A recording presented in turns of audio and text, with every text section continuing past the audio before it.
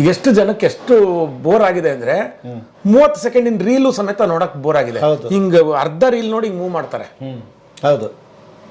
ಮೊದ್ಲಿನ ಕಾಲದಲ್ಲಿ 3 ಗಂಟೆ ಫಿಲಮ್ ನೋಡೋರು 30 ಸೆಕೆಂಡ್ ರೀಲ್ ನೋಡಲ್ಲ ಈಗ. ಅಷ್ಟು ಪೇಷನ್ಸ್ ಔಟ್ ಆಗ್ಬಿಟ್ಟಿದೆ ಜನಕ್ಕೆ. ದುಡ್ಡು ಬಂದಾಗ ಅದು ಇದು ಸಾವಿರಾರು ಕೋಟಿ ವ್ಯವಹಾರ ನಡೆಸುವಾಗ ಎಲ್ಲಾದರೂ ಒಂದು ಸಣ್ಣ ಇದು ಬಂದರೂ ಅದನ್ನ ಹೇಗೆ ಕಾಪಾಡ್ಕೋತೀರಿ? ಹೇಗೆ ಅದನ್ನು ಸಸ್ಟೈನ್ ಆಗಬೇಕು? ಹೇಗೆ ಸರ್ ಅದು ಹೆಂಗೆ ಅಂದರೆ ನಾವೇನು ಹೋಗ್ಬೇಕಾದ್ರೆ ತಗೊಂಡೋಗಲ್ಲ. ಪ್ಲಸ್ ಆರ್ ಮೈನಸ್ ಆಗುತ್ತೆ, ಆಗ್ದಲೇ ಇರೋದಿಲ್ಲ. ಆದರೆ ಅದನ್ನು ದೊಡ್ಡ ಮ್ಯಾಕ್ಸಿಮಮ್ ಯಾರು ನನ್ನ ತಮ್ಮ ತಿಂದಿದ್ದಾನೆ, ಇಲ್ಲ ನಮ್ಮ ಅಣ್ಣ ತಿಂದಿದ್ದಾನೆ ಅಷ್ಟೇ ತಾನೇ. ಬೇರೆ ಯಾರೋ ಊರಿನವ್ರು ಯಾರೋ ಬಂದು ತಿನ್ಕೊಂಡು ಹೋಗಿಲ್ವಲ್ಲ. Why to take tension? Okay ಅಲ್ವಾ? ಮೆಡಿಸಿನ್ಸ್ ಕೊಡ್ತೀನಿ ನಾನು ಇದ್ರದ್ದು, ಏನು ನಾಟಿ ಔಷಧಿ. ಹೌದಾ? ಜಾಂಡೀಸ್ಗೆ, ಮದ್ದಿಗೆ, ಆಮೇಲೆ ಉಗುರು ಸುತ್ತಿಗೆ ತುಂಬ ಜನ ಬರ್ತಾರೆ. ಹೌದಾ? 3 ಡೇಸಲ್ಲಿ ಜಾಂಡೀಸ್ ಕ್ಲಿಯರ್ ಆಗುತ್ತೆ. ಹೌದಾ? ಅಯ್ಯೋ ಶಿವನೇ, ಮೊದಲು ಅದನ್ನೇ ತೋರಿಸ್ತಾರೆ ನಮಗೆ. ಅಂದ್ರೆ ಇದು ನಮ್ಮ ಆನ್ಸೆಸ್ಟರ್ಸ್ ಮಾಡ್ತಾ ಇದ್ರು, ಸೊ ಅವ್ರು ಹೇಳ್ಕೊಟ್ಟಿರೋದನ್ನ ಈಗ ನಾನು ಫಾಲೋ ಮಾಡ್ತಾ ಇದ್ದೀನಿ ಅಷ್ಟೇ. ಬರ್ರಿ ಬೀಗ್ರ, ಊಟ ಮಾಡೋಣ. ಬಾಳ್ ಮಂದಾಗ್ಲಿ ತಗೋರಿ. ನಿಮ್ಮ ಬಾಯ ಅರಿಕೆಯಿಂದ ಹಂಗ ಆಗ್ಲೇವಾ? ಹೆಂಗೆ ನಿಮ್ಮ ಅಪ್ಪ ಅಮ್ಮ ಈಗ 4 ಜನ ಎಲ್ಲರೂ ಓದಿದ್ದೀರಿ? ಸರ್ ಆ್ಯಕ್ಚುಲಾಗೆ ನಮ್ಮದು 10 years ಬ್ಯಾಕ್ ತನಕ ಜಾಯಿಂಟ್ ಫ್ಯಾಮಿಲಿ ಇದ್ದಿದ್ದು. 16 ಜನ ಇದ್ವಿ ಮನೆಯಲ್ಲಿ. ಒಂದೇ ಅಪ್ಪ ಒಂದೇ ಮನೆ. ಒಂದು 10 years ಬ್ಯಾಕ್ ಅಲ್ಲಿವರೆಗೂ ಒಟ್ಟಿಗೆ ಇದ್ವಿ. 10 years ಹಿಂದೆ ಎಲ್ಲ ಆಮೇಲೆ ಡಿವೈಡ್. ಈ ಮನೆ ಕಟ್ಟಿದ ಮೇಲೂ ನಿಯರ್ಲಿ ಒಂದು 4 ವರ್ಷ ಕ್ಲೋಸ್ ಮಾಡಿಟ್ಟಿದ್ವಿ. ಹೌದಾ? ಜೊತೆಯಲ್ಲೇ ಇದ್ವಿ ಎಲ್ಲ. ಅಪ್ಪ ಬಿಸ್ನೆಸ್ ಎಲ್ಲ ನೋಡಿಕೊಂಡು ಅದರಲ್ಲಿ 4 ಜನ ನಮ್ಮ ಮಕ್ಕಳನ್ನೂ ನೋಡ್ಕೊಂಡು ಬಿಸ್ನೆಸ್ಸು ನೋಡಿಕೊಂಡು. ಹೆಂಗೆ ಸರ್ ಸಾಧ್ಯ? ಆಗಿನ ಕಾಲದಲ್ಲಿ ಸಾಧ್ಯ ಇತ್ತು ಸರ್. ಆಗಿನ ಕಾಲದಲ್ಲಿ ಸ್ಟಾರ್ಟಪ್ ಮಾಡೋದು ಈಸಿ, ಕಷ್ಟ ಇತ್ತು. ಈಗ ಮೇಂಟೈನ್ ಮಾಡೋದೇ ಕಷ್ಟ ಬಿಕಾಸ್ ಆಫ್ ಲೇಬರ್. ಏನಪ್ಪ ಅಂದರೆ ಬಿಸ್ನೆಸ್ಸಲ್ಲಿ ಎಷ್ಟು ಸಮಸ್ಯೆಗಳಿದೆ ಅಂದರೆ ಮೊದಲಿನ ಥರ ಇಲ್ಲ ಈಗ. ಕಾಂಪಿಟೇಷನ್ ಇರ್ಬೋದು, ಆಮೇಲೆ ಗ್ಲೋಬಲ್ ವಾರ್ಮಿಂಗ್ ಪ್ರಾಬ್ಲಮ್ ಇರ್ಬೋದು, labour problem, current problem, tax ಇಶ್ಯೂಗಳು, ದಿನಕ್ಕೊಂದೊಂದು ಥರದ್ದು ರೂಲ್ಸ್ ಆ್ಯಂಡ್ ರೆಗ್ಯುಲೇಷನ್ಸ್ ಚೇಂಜ್ ಆಗ್ತಾ ಇರುತ್ತೆ. Weights and measures, pollution control. Like ಇಂಡಿಯಾದಲ್ಲಿ ಯಾವುದೇ ಬಿಸ್ನೆಸ್ ಮಾಡೋದು ಇಲ್ಲೇನು ಗೊತ್ತಾ ಸರ್, ಇಲ್ಲಿ ಇಂಡಿಯಾದಲ್ಲಿ 1 man show ಅಂತೀವಿ. ಪ್ರತಿಯೊಂದು ಒಬ್ಬರೇ ನೋಡ್ಕೋಬೇಕು. ನಾನು ಇವಾಗ ಒಂದು ವ್ಯಾಪಾರ ಸ್ಟಾರ್ಟ್ ಮಾಡ್ತೀನಿ ಅಂದರೆ ಪ್ರತಿಯೊಂದು ನಾನು ಒಂದೇ ನೋಡ್ಕೋಬೇಕು. ಬೇರೆ ಫಾರಿನ್ ಕಂಟ್ರೀಸಲ್ಲಿ ಹಂಗಲ್ಲ, ಕಂಬೈಂಡ್ ಆಗಿ ಮಾಡ್ತಾರೆ. ಇಲ್ಲಿ ಹಾಗಲ್ಲ, ಇಲ್ಲಿ ಎಲ್ಲದೂ ನಾವೇ ಮಾಡಬೇಕು. ಹಾಗಾಗಿ ಪ್ರೆಷರ್, ಒತ್ತಡ ಜಾಸ್ತಿ ಆಗ್ಬಿಡುತ್ತೆ.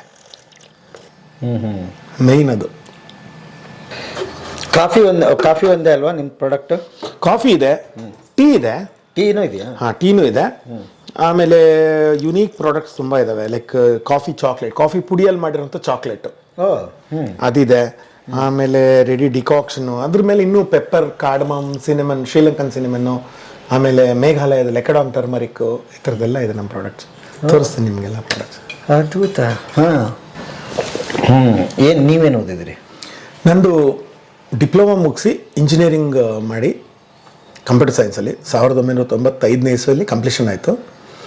ಅದಾದಮೇಲೆ I was working as lecturer in engineering college for almost 2009 ಬಿಟ್ಟೆ. 96ನೇ ಇಸ್ವಿಯಿಂದ 2009 ಬಿಟ್ಟೆ ಜಾಬ್ನ. ಆಮೇಲೆ full time family own business ನೋಡ್ಕೊತಾ ಇದ್ದೀವಿ ಅಷ್ಟೇ. ಈಗ ಅಣ್ಣ ಅವರೆಲ್ಲ ಅವ್ರು ಓದಿದ್ದೇನು? ಇದೇ ಕಾಮರ್ಸ್, ಇಬ್ಬರು ಕಾಮರ್ಸ್. ಓಕೆ. ಬಟ್ ಏನಪ್ಪ ಅಂದರೆ ನಂದು ಸೈನ್ಸ್ ಬ್ಯಾಕ್ಗ್ರೌಂಡ್ ಆಗಿರೋದ್ರಿಂದ ಅವ್ರದ್ದು ಕಾಮರ್ಸ್ ಬ್ಯಾಕ್ಗ್ರೌಂಡು, ನಂದು ಸೈನ್ಸ್ ಬ್ಯಾಕ್ಗ್ರೌಂಡು. ಸೊ ಇಬ್ಬರು ಅದು ಇವಾಗ ಮೆಷಿನರಿ ಮೇಂಟೆನೆನ್ಸ್ ಇರ್ಬೋದು, ಇನ್ನೊಂದು ಇರ್ಬೋದು, ಅದು technically I was very good. Computer science ಆಗಿರೋದ್ರಿಂದ ಇವಾಗ ಈ ಮೆಷಿನ್ರೀಸ್ನೆಲ್ಲ ಕಂಪ್ಯೂಟರೈಸ್ ಮಾಡಿದ್ವಿ. ಅಂದರೆ PLC ಕಂಟ್ರೋಲ್ ಮಾಡಿ ಆಟೋಮೇಷನ್ ಮಾಡೋದು, ಇವೆಲ್ಲ ನಾನು ಮಾಡಿದ್ದೀನಿ. ಅಂದರೆ ಯಾವುದೋ ಒಂದು ಉದ್ಯಮಕ್ಕೆ ನೀವು ಬುನಾದಿ ಹಾಕ್ಬೇಕಾಗ್ತದೆ. ಏನು ಓದಬೇಕು ಆ್ಯಕ್ಚುಲಾಗಿ ಶುರು ಆಗುತ್ತೆ. ಎಲ್ಲರೂ ಹೇಳಿದ್ರು ಕಂಪ್ಯೂಟರ್ ಸೈನ್ಸ್ ಮುಗಿಸಿದಾಗ ಕಂಪ್ಯೂಟರ್ಗೂ ಕಾಫಿ ಪುಡಿಗೂ ಸಂಬಂಧ ಇಲ್ಲ. ನನ್ನ ಪ್ರಶ್ನೆ ಅದೇ ಆಗಿತ್ತು ಈಗ. ಎತ್ತಣದಿಂದ ಎತ್ತಣ ಸಂಬಂಧವಯ್ಯ ಅನ್ನಂಗದು. ಬಟ್ ಹಂಗಲ್ಲ, ನೀವು ನೋಡಿ ಅದಂತೆ ಇಲ್ಲ ಟೆಕ್ನಾಲಜಿ ಬೇಕು ಅಂತ ನೀವು ಅದಕ್ಕೆ ಹೋದ್ರಿ. ನಮ್ಮ ಫೀಲ್ಡ್ಗೆ ನಾವು ಓದಿರುವಂಥದ್ದನ್ನ ಇಂಪ್ಲಿಮೆಂಟ್ ಮಾಡಿದ್ರೆ automatically it becomes good. And more over ನಮಗೆ ಇಂಜಿನಿಯರಿಂಗಲ್ಲಿ ಕೊಡುವಂಥ ಪ್ರೆಷರ್ ಇದೆಯಲ್ಲ, ಈ ಇಲ್ಲಿ ಬರೋ ಪ್ರೆಷರ್ಗೆ ಅದು ಕಂಪೇರ್ ಮಾಡಿದ್ರೆ ಇದು ನೆಗ್ಲಿಜಿಬಲ್ ಅನ್ಸುತ್ತೆ ನಮಗೆ. ಅಲ್ಲ, ಅಷ್ಟು ಪ್ರೆಷರ್ ಬಿದ್ದಿರುತ್ತೆ ಆಲ್ರೆಡಿ. ಸೊ ಓಕೆ ಬಟ್ ಅಲ್ಲಿವರೆಗೆ ನೀವು ದೊಡ್ಡವರಾಗೋವರೆಗೆ ಅಪ್ಪ ಈ ಥರದೊಂದು ಪುಟ್ಟದೊಂದು ಅಂಗಡಿ ಇಟ್ಕೊಂಡು ಇದನ್ನೇ ಮಾಡ್ಕೊಂಡು ತಯಾರು ಮಾಡ್ತಿದ್ರ ಅಥವಾ ಇಲ್ಲಿಂದ ತರಿಸಿ ಸೇಲ್ ಮಾಡ್ತಿದ್ರ? ಇಲ್ಲ, ತಯಾರೇ ಮಾಡ್ತಾ ಇದ್ದೆ. ತಯಾರು ಮಾಡ್ತಿದ್ದೆ ಚಿಕ್ಕದು ಮಾತ್ರ. 1970ನೇ ಇಸ್ವಿಯಲ್ಲಿ ನಮ್ಮದು ಜರ್ಮನ್ ಮೆಷಿನ್ ಬಂತು, 30 kg ರೋಸ್ಟ್ರು. ಫಸ್ಟು ಬಾಣಲೆಯಲ್ಲಿ ಉರಿತಾ ಇದ್ರಂತೆ ಸರ್ ನಮ್ಮ ಅಜ್ಜಿ. ಆಮೇಲೆ ಕೈಯಲ್ಲಿ ತಿರುಗಿಸೋದು, ಕೆಳಗಡೆ ಕೆಂಡ ಹಾಕಿ ಕೈಯಲ್ಲಿ ತಿರುಗಿಸೋ ಮೆಷಿನ್ನು, ಕೈಯಲ್ಲಿ ಬರೀ ಕಂಟಿನ್ಯೂಸ್ ತಿರುಗಿಸ್ತಾರೆ ಅವ್ರು ಬೆಳಗ್ಗೆ ರಾತ್ರಿವರೆಗೂ. ಆ ಥರದ ಮೆಷಿನ್ ಬಂತು. ಅದಾದಮೇಲೆ ಒಂದು electric roster, I think something around in 1960s ಅನ್ಸುತ್ತೆ, ಒಂದು ಎಲೆಕ್ಟ್ರಿಕ್ ರೋಸ್ಟರ್ ತಂದರು. ಅವಾಗ ಅವ್ರಿಗೆ ಖುಷಿನೋ ಖುಷಿ, ಆಟೋಮೆಟಿಕ್ ತಿರುಗುತ್ತಲ್ಲ, ಕೈಯಲ್ಲಿ ತಿರುಗಿಸೋದು ತಪ್ಪಲ್ಲ ಅಂತ. ಓಕೆ, ಕಾಲ ಹಂಗೆ. ಅದಾದಮೇಲೆ ಜರ್ಮನ್ ಮಿಷನ್ ತರಿಸ್ಬೇಕು ಅಂತ ನಮ್ಮ ತಂದೆಗೆ ಮೊದಲಿಂದನೂ ಆಸೆ. ಆವಾಗ ಏನು ಮಾಡಿದ್ರು, 1970ಯಲ್ಲಿ ಜರ್ಮನ್ ಮಿಷನ್ ತರಿಸಿದ್ರು. ಆಮೇಲೆ ಅದೇ ಥರ ಆವಾಗ 30 kg ರೋಸ್ಟು. ಒಂದು ಕಮ್ಯುನಿಕೇಟ್ ಮಾಡಬೇಕು ಅಂದರೆ ನಿಮ್ಗೆ ಗೊತ್ತಲ್ಲ, ಆಗಿನ ಕಾಲದಲ್ಲಿ ಒಂದು ಲೆಟ್ರ್ ಬರೆದ್ರೆ 1.5 ತಿಂಗಳು 2 ತಿಂಗಳು ಬೇಕಿತ್ತಂತೆ ಅಲ್ಲಿಗೆ ಹೋಗೋಕ್ಕೇನೆ. ಮತ್ತು ಅವರಿಂದ ಒಂದು ಲೆಟ್ರ್ ಕಳಿಸಿದ್ರೆ 1.5 ತಿಂಗಳು 2 ತಿಂಗಳು ಬೇಕು ಇಲ್ಲಿಗೆ ಬರೋಕ್ಕೆ. ಅಷ್ಟು ಅಂದರೆ ಕಾಲ ಹಂಗಿತ್ತದು. ಆಮೇಲೆ ಕಾಲ್ಸ್ ಮಾಡೋಕ್ಕಾಗ್ತಿರ್ಲಿಲ್ಲ, ಎಂಥದ್ದು ಅವಾಗೆಲ್ಲ ಅದೆಲ್ಲ ಫೆಸಿಲಿಟೀಸ್ ಎಲ್ಲ ಇರಲಿಲ್ಲಲ್ಲ, ತುಂಬ ಕಷ್ಟಪಟ್ಟಿದ್ದಾರೆ. ಆವಾಗ ಅದನ್ನು ಇಂಪೋರ್ಟ್ ಮಾಡಿಕೊಂಡು ಆ ಮೆಷಿನ್ನೆಲ್ಲ ಇನ್ಸ್ಟಾಲ್ ಮಾಡಿ ಅದರಲ್ಲಿ ಬರುವಂಥ ಸಮಸ್ಯೆಗಳನ್ನೆಲ್ಲ ಬಗೆಹರಿಸ್ಕೊಳ್ತಾ, ಅದಾದಮೇಲೆ ಮತ್ತೆ ದೊಡ್ಡ ದೊಡ್ಡ ಮೆಷಿನ್ರೀಸ್ ಎಲ್ಲ ತರಿಸಿ ಇವಾಗ ನಮ್ಮ ಹತ್ರ 30 kgದು 3 ಮಿಷನ್ ಇದೆ, 100 kgದು 2 ಮಿಷನ್ ಇದೆ, 350 kgದು 1 ಮಿಷನ್ ಇದೆ, 1500 kgದು 1 ಮೆಷಿನ್ ಇದೆ. ಅಂದರೆ ಪ್ರತಿ 15 ನಿಮಿಷಕ್ಕೆ ಅಷ್ಟು ಉರಿಯುತ್ತೆ ಒಂದೊಂದು ಮೆಷಿನು. ಸೇಲ್ಸ್ ಡೈಲಿ ಎಷ್ಟಿದೆ ಸರ್? ಸರ್ ಅದು ಆ್ಯಕ್ಚುಲಾಗಿ ಹೇಳಂಗೆ ಇಲ್ವಲ್ಲ. ಓ ಹಂಗ, ಅಂದರೆ ಹೇಳಾರದ ಅಷ್ಟಿದೆ. ಅಲ್ಲ, ಹೇಳ್ಬಾರ್ದು. ಓಕೆ, ಅದೇನು ಸೀಕ್ರೆಟ್ ಅದು? ಅದಂಗೇನೆ ಅಲ್ಲ ನಂಗೆ ಗೊತ್ತಾಗ್ಲಿ, ಬೇರೆ ವ್ಯಾಪಾರಸ್ಥರಿಗೆ ಯಾಕೆ ಅಂದರೆ ಯಾಕೆ ಹೇಳ್ಬಾರ್ದು ಅದನ್ನೆಲ್ಲೂ ಯಾವತ್ತೂ ಯಾರಿಗೂ ರಿವೀಲ್ ಮಾಡಕ್ಕೆ ಹೋಗ್ಬಾರ್ದು. ಹೌದಾ?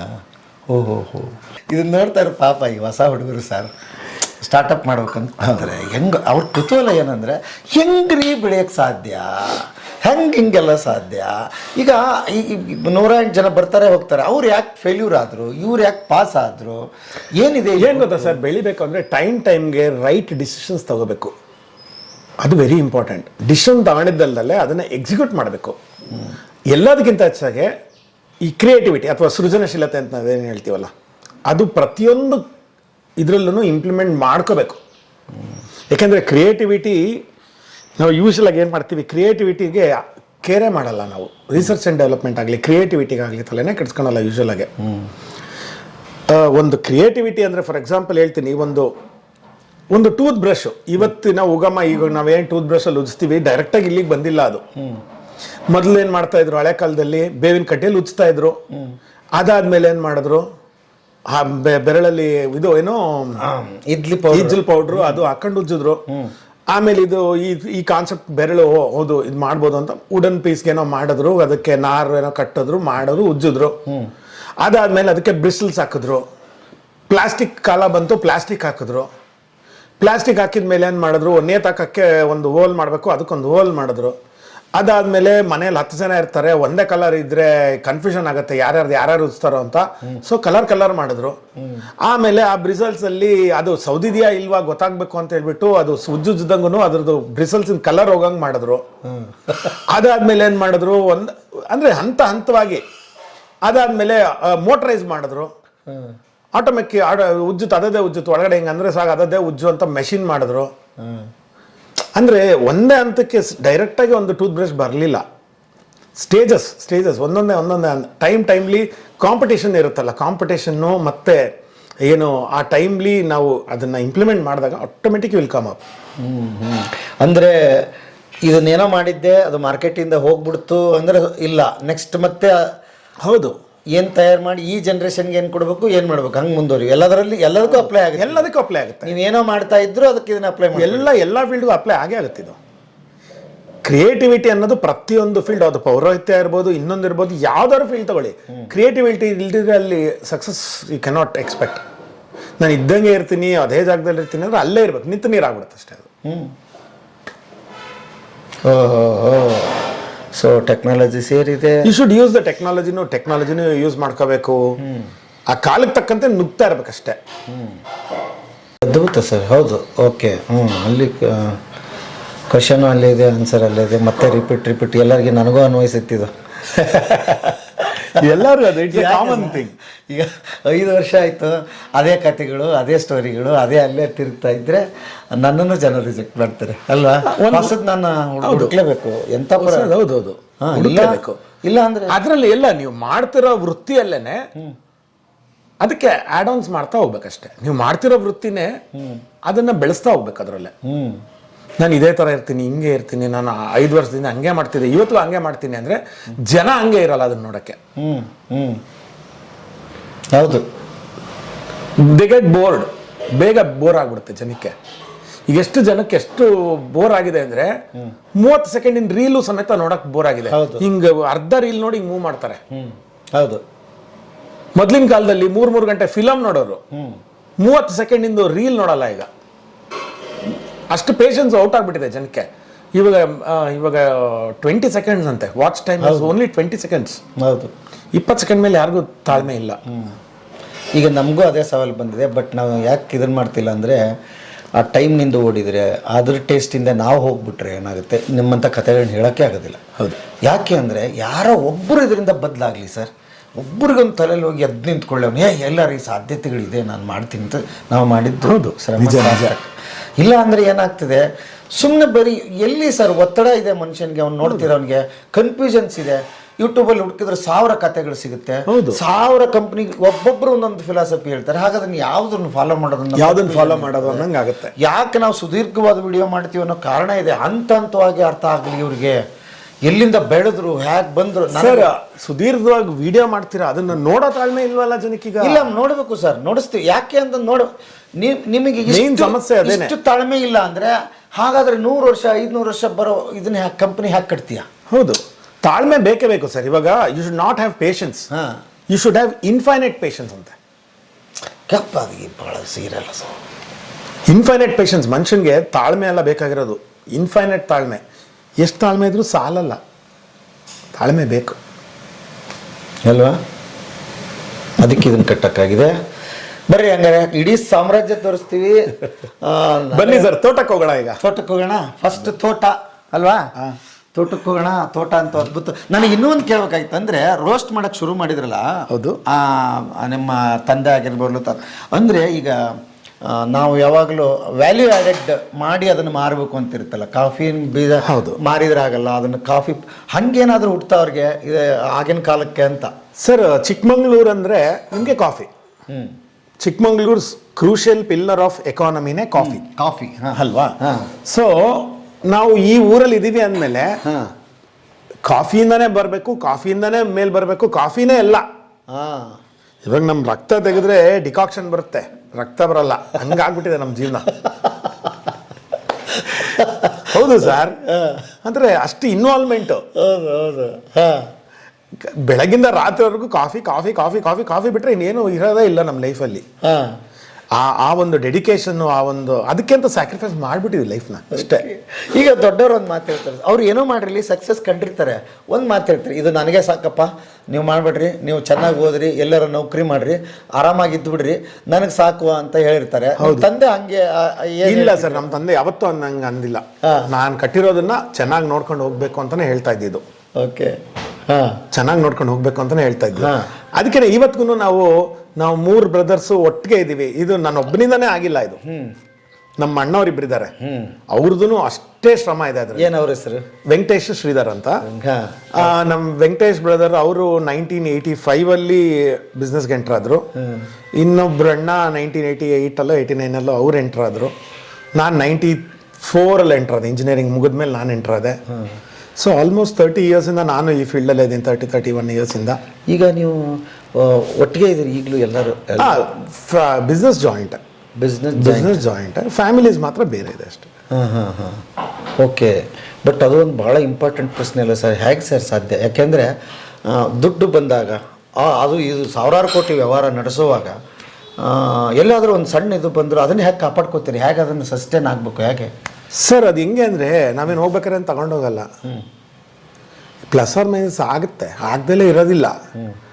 ಆದರೆ ಅದನ್ನ ದೊಡ್ಡ ಮ್ಯಾಕ್ಸಿಮಮ್ ಯಾರು, ನನ್ನ ತಮ್ಮ ತಿಂದಿದ್ದಾನೆ, ಇಲ್ಲ ನಮ್ಮ ಅಣ್ಣ ತಿಂದಿದ್ದಾನೆ, ಅಷ್ಟೇ ತಾನೇ. ಬೇರೆ ಯಾರೋ ಊರ್ನವ್ರು ಯಾರೋ ಬಂದು ತಿನ್ಕೊಂಡು ಹೋಗಿಲ್ವಲ್ಲ, why to take tension? Okay. ಅಲ್ವಾ?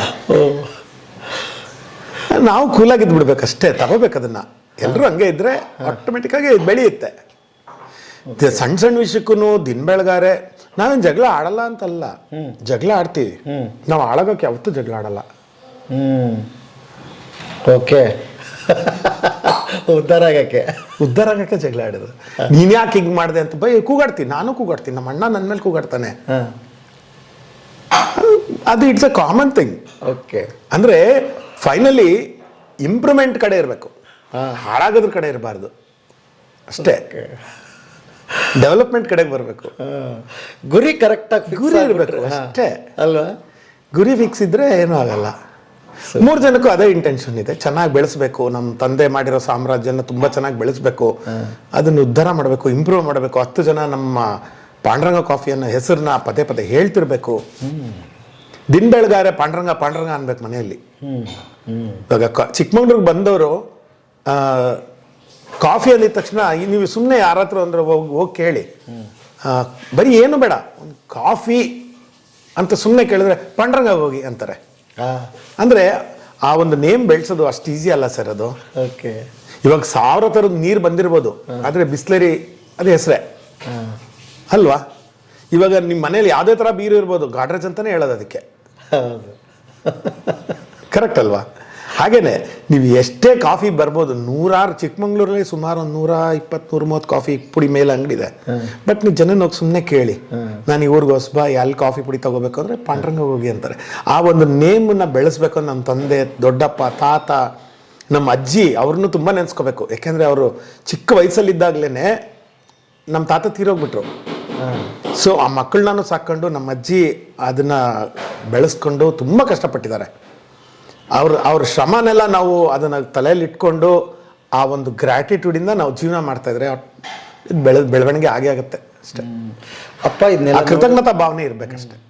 ಅಪ್ಪ ಎಲ್ಲಿ ಇದನ್ನೆಲ್ಲ ನೋಡಿದ್ರು, ಬೆಳೆದಿದ್ದೆಲ್ಲ ಏನು ಹೇಳೋರು? ಅವ್ರ ತಲೆಯಲ್ಲೆಲ್ಲ ಏನು ಗೊತ್ತಾ ಸರ್, ಫಸ್ಟಿಂದ ಲಾಸ್ಟ್ವರೆಗೂ ನಾನು ಹೇಳ್ದಲ್ಲ, ಕಾಫಿ ಎಂದು ಬಿಟ್ಟರೆ ಅವ್ರಿಗೆ ಪ್ರಪಂಚನೇ ಕಾಫಿ. ಚೆನ್ನಾಗಿ ನೋಡ್ಕೊಳ್ಳಿ ಅನ್ನೋದು ಬಿಟ್ಟರೆ ಅವ್ರಿಗೆ ಇನ್ನೇನು ಹೇಳಲಿಲ್ಲ. 10 ಜನಕ್ಕೆ ಒಳ್ಳೆ ಕಾಫಿ ಕುಡಿಸಿ, ಒಳ್ಳೆ ಹೆಸರು ಬೆಳೆಸಿ ಅಷ್ಟೇ. ಇವಾಗ ಈಗ ನೆಕ್ಸ್ಟ್ ಜನ್ರೇಷನ್, ನಮ್ಮ ಅಣ್ಣನ ಮಗ ಇದ್ದಾನೆ, ಅವ್ರು ಬಂದರೆ ನೆಕ್ಸ್ಟ್ ಜನ್ರೇಷನ್ ಮತ್ತೆ ಬೆಳೆಯುತ್ತೆ. ಈಗ ಅವ್ರಿಗೆ ಟ್ರೈನಿಂಗ್ ಕೊಡ್ತಾ ಇದ್ದೀರಿ ಅಲ್ರಿ? ಆ ಅಣ್ಣನ ಮಗ ಈಗ ಈಸ್ ಇನ್ ಸ್ಯಾನ್ ಫ್ರಾನ್ಸಿಸ್ಕೋ, ಅಲ್ಲಿ ಈಸ್ ವರ್ಕಿಂಗ್ ಅಲ್ಲಿ. ಇಲ್ಲಿ ಕಮ್ ಮಂಡೆ ಬರೋ ತೊಂದರೆ ಇಲ್ಲ, ಬಂದೇ ಬರ್ತಾರೆ. Hill do it. ಓಕೆ. ಅಂದ್ರೆ ಕಾಲಕ್ಕೆ ತಕ್ಕಂತೆ ಈಗಿನ ಟೆಕ್ನಾಲಜಿ ಅವನು ಯೂಸ್ ಮಾಡ್ತಾನೆ ಅಷ್ಟೇ. ಆರ್ಟಿಫಿಷಿಯಲ್ ಇಂಟೆಲಿಜೆನ್ಸ್ ಲೆವೆಲಲ್ಲಿ ಇದೆ ಈಗ, ಆ ಲೆವೆಲ್ಗೆ is gone to implement coffee industry ಅಷ್ಟೇ. ಹಂಗೆ ತೊಗೊಂಡೋಗ್ಬಿಡ್ತೀರಿ, ಅದ್ಭುತ. ಈವನ್ ನಮ್ದು ವೆಬ್ಸೈಟ್ ಎಲ್ಲ ಇದೆಯಲ್ಲ, ನಮ್ಮ ಅಣ್ಣನ ಮಗನೇ ಡಿಸೈನ್ ಮಾಡಿರೋದು ಅದನ್ನೆಲ್ಲ. ಹೌದಾ? ವೆಬ್ಸೈಟ್ ಎಲ್ಲ ಡಿಸೈನ್ ಮಾಡಿ ಅದರಲ್ಲಿ ಕಾಫಿ ಬಾಟ್ ಅಂತ ಹೇಳ್ಬಿಟ್ಟು ನಾವು ಕೇಳಿದ ಪ್ರಶ್ನೆಗಳಿಗೆ ಅದು ಆನ್ಸರ್ ಮಾಡ್ತೀವಿ, ಕಾಫಿ ರಿಲೇಟೆಡ್. ಹೌದಾ? ಆ ಥರದ್ದೆಲ್ಲ ಏನೇನೋ ಮಾಡ್ತಾ ಇದ್ದಾರೆ, ಮಾಡಾಗಿದೆ, ಇಂಪ್ಲಿಮೆಂಟ್ ಮಾಡಾಗಿದೆ. ಸೂಪರ್. ಅಂದರೆ ಎಲ್ಲಿವರೆಗೆ ಇದ್ರು, ಎಷ್ಟು ವಯಸ್ಸು? ಅವರು almost 19 I mean last 10-12 years back expire ಆಗಿದ್ದವರು. Almost 70 years. ನೀವು ದೊಡ್ಡ ಇಂಡಸ್ಟ್ರಿ ಎಲ್ಲ ಹಾಕಾಗಿತ್ತು, ಎಲ್ಲ ನೋಡಿದ್ರು, ಎಲ್ಲ ಆಗಿತ್ತು ಅವ್ರ ಕಣ್ಮುಂದೆ, ಎಲ್ಲ ಕಣ್ಮುಂದೆ ಎಲ್ಲ ನೋಡಿದ್ರು. ತೃಪ್ತಿಯಾಗಿ ಇಂಡಿಯಾಸ್ ಲಾರ್ಜೆಸ್ಟ್ ರೋಸ್ಟರ್ ಸಮೇತ ಅವ್ರಿಗೆ ಹಾಕಬೇಕು ಅಂತ ಆಸೆ ಇತ್ತು, ಅದನ್ನು ಹಾಕಿದ್ರು. ಅವರಿದ್ದಾಗಲೇ ಎಲ್ಲ ನೋಡಿದ್ರು ಖುಷಿಯಾಗಿ. ತೃಪ್ತಿಯಿಂದ ಎಕ್ಸ್ಪೈರ್ ಆದ್ರು ಅಷ್ಟೇ. ಅದು ಇಂಪಾರ್ಟೆಂಟ್. ಅದ್ಭುತ. ಪಾಂಡುರಂಗನ ವೆಂಕಟೇಶ್ವರ ಮನೆ ದೇವರು ಭಾಳ ಚೆನ್ನಾಗಿದೆ ಸರ್ ಇದು, ಅಲ್ವಾ? ಸಾಗರದವ್ರು ಕೆತ್ತಿದ್ದು ಸರ್ ಇದು. ಸಾಗರದವ್ರು ಕೆತ್ತಿದ್ದು, ಸಾಗರದವ್ರು ದಶಾವತಾರ, ವೆಂಕಟೇಶ, ಗರುಡ, ಆಂಜನೇಯ. ಭಾಳ ಚೆನ್ನಾಗಿದೆ ಸರ್, ಲಕ್ಷಣವಾಗಿದೆ ಅಲ್ವಾ? ದೈವಿ ಕಳೆ ಇದೆ ನೋಡ್ರಿ. ಮನೆಗೆ ಬಂದಿರೋದೊಂದು ಏನೋ ಒಂಥರ ಚಂದ.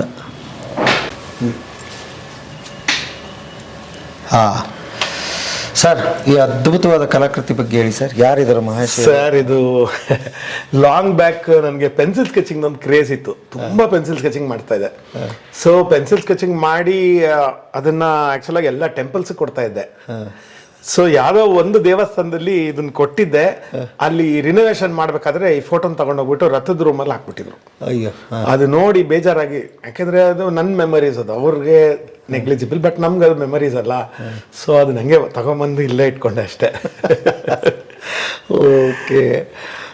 ಇದ್ರ ಮಧ್ಯೆ ತುಂಬಾ ಪೇಷನ್ಸ್ ಬೇಕು ಇದಕ್ಕೆಲ್ಲ ಅಲ್ವಾ? ಹೌದು ಸರ್. ಇದು ಆಕ್ಚುಲಿ ಚಾಲೆಂಜ್ ಮೇಲೆ ಒಂದು 24 hours ಅಲ್ಲಿ ಬರಿಬೇಕು ಅಂತ ಬರ್ದಿರೋದು ಸರ್. ಇದು ಹೌದಾ? ಬರೀ 24 hours ತಗೊಂಡಿರೋದು, ಒಂದು ಫುಲ್ ಡೇ ಆಲ್ಮೋಸ್ಟ್. ಇದಾದ್ಮೇಲೆ ಒಂದು 3 ದಿನ ಮಲಗ್ಬಿಟ್ಟೆ ಹುಷಾರಿಲ್ದಲೆ.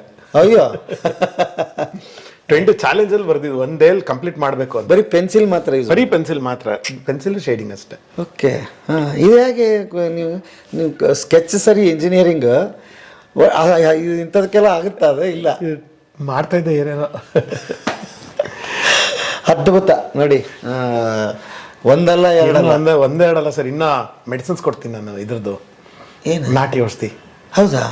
ಜಾಂಡೀಸ್ಗೆ, ಮದ್ದಿಗೆ, ಆಮೇಲೆ ಉಗುರು ಸುತ್ತಿಗೆ ತುಂಬಾ ಜನ ಬರ್ತಾರೆ. ಹೌದಾ? 3 days ಅಲ್ಲಿ ಜಾಂಡೀಸ್ ಕ್ಲಿಯರ್ ಆಗುತ್ತೆ. ಹೌದಾ? ಅಯ್ಯೋ ಶಿವನೇ, ಮೊದಲು ಅದನ್ನೇ ತೋರಿಸ್ತಾರೆ ನಮಗೆ.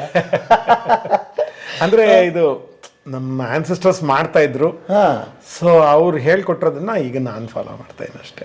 ಹೌದಾ? ಎಲ್ಲಿ ಕೊಡ್ತೀರಿ ಅದನ್ನ? ಇಲ್ಲೇ ಮನೆಯಲ್ಲೇ ಬರ್ತಾರೆ, ಇಲ್ಲಿಗೆ ಬರ್ತಾರೆ. ಎಲ್ಲಿ ಮೇಲೆ ಇದೆಯಾ? ಏನು? ಇಲ್ಲೇ ಇಲ್ಲೇ. ಏನು ಅದು ಔಷಧಿ? ಏನು ಅದು ಈಗ ಆಕ್ಚುಲಾಗಿ ಆ ಸೊಪ್ಪುಗಳೆಲ್ಲ ಸಿಗೋದೇ ಇಲ್ಲ ಸರ್, ತುಂಬಾ ಹುಡ್ಕೊಂಡೋಗಿ ತಂದು ಮಾಡೋದು. ಅದನ್ನ ಯಾವಾಗ ಮಾಡ್ತೀರಿ? ಯಾವಾಗ ಹುಡುಕ್ತೀರಿ? ಎಲ್ಲಿ ತತ್ತೀರಿ? ಟೈಮ್ ಮಾಡ್ಕೋಬೇಕು ಅದಕ್ಕಷ್ಟೇ. ಅಲ್ಲ, ಈಗ ಇದ್ರ ಮಧ್ಯೆ ಅದನ್ನ ಮಾಡ್ಬೇಕದು, ಮಾಡ್ತೀನಿ. ಯಾವಾಗ ಕೊಡ್ತೀರಿ? ಎಷ್ಟೊತ್ತಿಗೆ? ಮಾರ್ನಿಂಗ್ ಒಂದು 6:30-7 ರೇಂಜ್ ಕೊಡೋದು ಅಷ್ಟೇ. ಅದು ಹೌದಾ? ಬಂದಿರ್ತಾರೆ, ಬರ್ತಾರೆ, ಆ ಟೈಮಿಗೆ ಬರ್ತಾರೆ. ಹೌದಾ? ವಾರದಾಗ ಯಾವ ದಿವಸ? ಇಲ್ಲ, ಯಾವಾಗ ಬಂದ್ರು ಕೊಡ್ತೀನಿ. ಯಾಕೆಂದ್ರೆ ಅದಕ್ಕೆ ಡಿಲೇ ಮಾಡಿದ್ರೆ ಸುಮ್ಮನೆ ಅದು ಜಾಸ್ತಿ ಆಗ್ತಾ ಹೋಗುತ್ತೆ. ಅದ್ರ ಬದಲು ನಾವೇ ಕೊಟ್ಬಿಟ್ರೆ. ಜಾಂಡೀಸು, ಆಮೇಲೆ ಉಗುರು ಸುತ್ತು, ಜಾಂಡೀಸು, ಆಮೇಲೆ ಇದು ಏನೋ ಕಿಡ್ನಿ ಸ್ಟೋನು. ಹೌದಾ? ತುಂಬಾ ಇದಕ್ಕಿದೆ. Kidney stone ಹೋಗ್ಬಿಡುತ್ತಾ?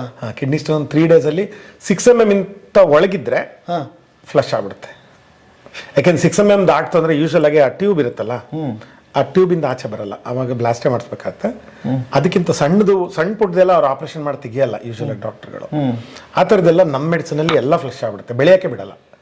ಓ, ಈಗ ಅದು ನೀವೇ ತಯಾರು ಮಾಡಿರೋಂಥದ್ದು? ಹೌದು, ಮನೆಯಲ್ಲೇ ತಯಾರು ಮಾಡಿದೆ. ಮನೆಯಲ್ಲೇ ತಯಾರು ಮಾಡ್ತೀರಿ? ತೋರಿಸಲ್ವ ಅದು ನಮಗೆ? ಯಾರಿಗೆ ಹೆಂಗೆ ಹೇಳ್ಕೊಡಂಗಿಲ್ವಂತಲ್ಲ ಅದು. ಹೌದಾ?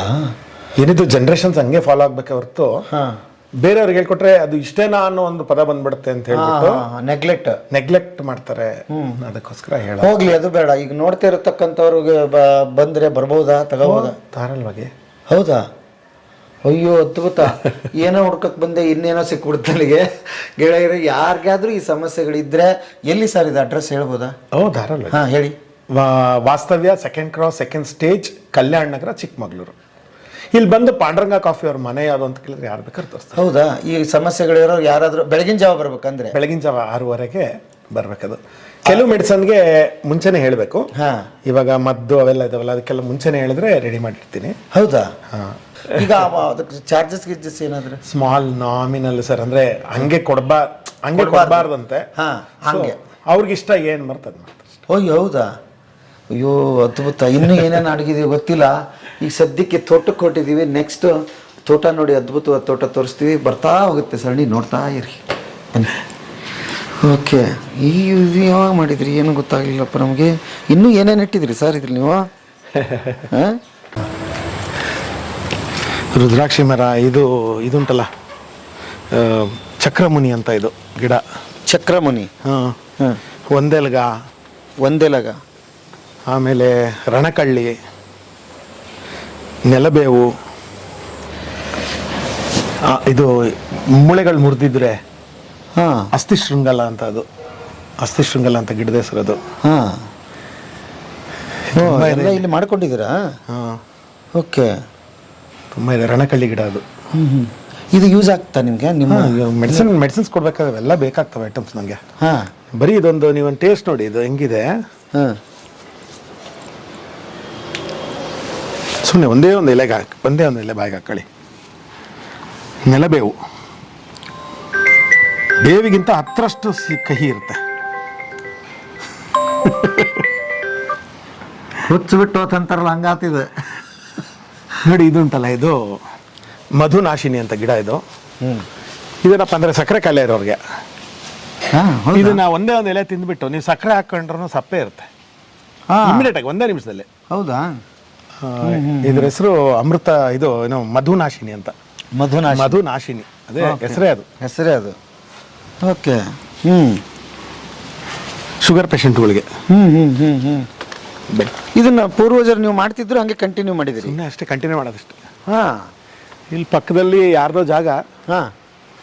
ಸುಮ್ಮನೆ ಗಿಡಗಳು ಹಾಕೊಂಡಿದ್ದೀವಲ್ಲ ಅಷ್ಟೇ. ಹೌದಾ? ಓಕೆ. ಬೆಳೆಸ್ಕೊಂಡಿದ್ದೀರಿ? ಅಷ್ಟೇ, ಬೆಳೆಸ್ಕೊಂಡಿರೋದಷ್ಟೇ. ಮೆಹಂದಿನಂತೆ, ನುಗ್ಗೆ ಅಂತೆ, ಮಾವು, ಹಾಂ. ಸೀತಾಫಲ ಬಿಟ್ಟಿದೆ ನೋಡಿ ಇಲ್ಲಿ. ಸೀತಾಫಲ ಹ್ಞೂ